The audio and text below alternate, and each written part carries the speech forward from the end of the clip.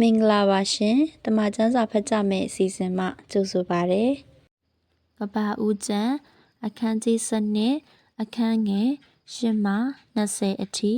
ထိုအရက်မှသွားပြန်၍ဘေသလမြို့အရှိ၌ရှိသောတောင်သို့ပြောင်းသဖြင့်ဘေသလမြို့အရှိအာဣမြို့အနောက်ဆက်ကြားမှာတဲကိုဆောက်၍ထာဝရဘုရားဘို့ရစ်ပလင်ကိုတည်ပြီးလျှင်ထာဝရဘုရား၏နာမတော်ကိုပဌနာပြု၏။အာပြန်သည်ခရီးသွားလျက်ပြောင်းလျက်တောင်မျက်နှာသို့ရောက်လေ၏ထို့နောက်ခါနာန်ပြည်၌အစာခေါင်းပါးခြင်းဖြစ်၏အလွန်အစာခေါင်းပါးသောကြောင့်အာပြန်သည်အဲဂုတ္တုပြည်၌တဲခိုခြင်းငှာသွားလေ၏အဲဂုတ္တုပြည်နှင့်နီးသောအခါမိမိမယားစာရဲကိုသင်သည်အစင်းလှသောမိန်းမဖြစ်သည်ကိုငါသိ၏အဲဂုတ္တုလူတို့သည်သင်ကိုမြင်သောအခါ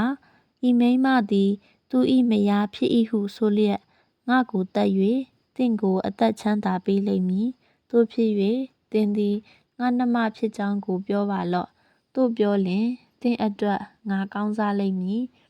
သင်၏ကျေးဇူးအပြင်ငါအသက်ချမ်းသာရလိမ့်မည်ဟုဆို၏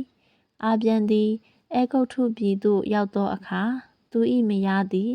အလွန်အစင်းလှသည်ကိုအဲဂုတ္တုလူတို့သည်မြင်ကြ၏ဖာရောဘုရင်၏မူးတော်မတ်တော်တို့လည်းမြင်၍